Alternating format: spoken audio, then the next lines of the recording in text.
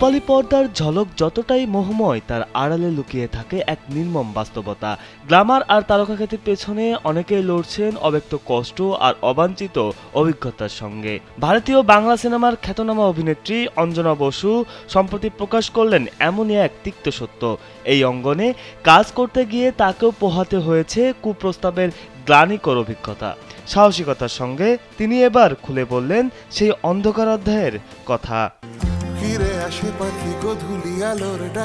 সম্প্রতি ভারতীয় একটি গণমাধ্যমে সাক্ষাৎকার দিয়েছেন অঞ্জনা বসু। স্যান্ডেলিনা সো রূপচর্চায় আভিজাত্য। এই আলাপচারিতায় তিনি একটি ঘটনা বর্ণনা করেন। তিনি বলেন, রামকৃষ্ণ ও সারদা সিরিয়ালে যখন সুযোগ পাই, কাজ পাকা হওয়ার পর ধারাবাহিকটির নির্বাহী প্রযোজক আমাকে ফোন করেছিলেন। তিনি বলেছিলেন তার সঙ্গে রাত না কাটালে আমি নাকি সেই ধারাবাহিক থেকে বাদ পড়ব।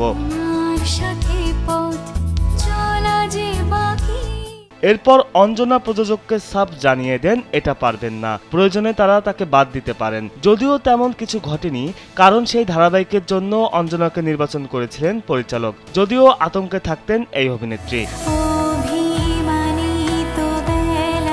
এই প্রস্তাব পাওয়ায় ভীষণ কষ্ট পেয়েছিলেন অঞ্জনা। তার মতে, ফোনে জবাব দেওয়ার পর সারা রাত ছেলেকে জড়িয়ে ধরে কেঁদেছিলাম। ওই লোকটার ভয়ে গ্রিন রুমে সারাক্ষণ দরজা বন্ধ করে থাকতাম। ওর কোনো কাজ আমি করিনি, তবে অনেক পরে কারো সঙ্গে রাত না কাটিয়েও যে টলিউডে কাজ করা যায় তা বোঝাতে ওর একটি বিজ্ঞাপনে দ্বিগুণ টাকা নিয়ে কাজ করেছিলাম। পরে বিজ্ঞাপনের পারিশ্রমিক টাকা বিছানায় বিছিয়ে তার ওপর ঘুমিয়েছিলেন অঞ্জনা। কারণ এর মাধ্যমে অতীতের দুঃসহ সেই স্মৃতি ভুলতে চেয়েছিলেন এই অভিনেত্রী। তোমার সবকিছু মনে থাকে না? ভুলতে আর পারলাম কই। অসংখ্য টিভি সিরিয়ালে যেমন অভিনয় করেছেন, তেমনি ভারতীয় বাংলা সিনেমায়ও তার সরব উপস্থিতি। প্রযোজক ছাড়াও এক পরিচালক অঞ্জনাকে কুপ্রস্তাব দিয়েছিলেন।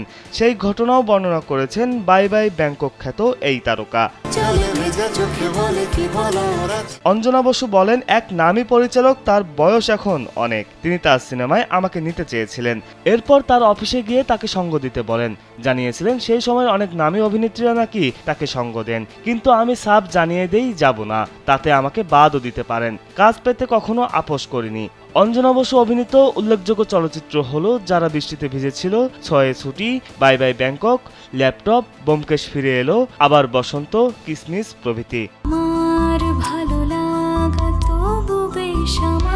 বিনোদন ডেস্ক, কালবেলা।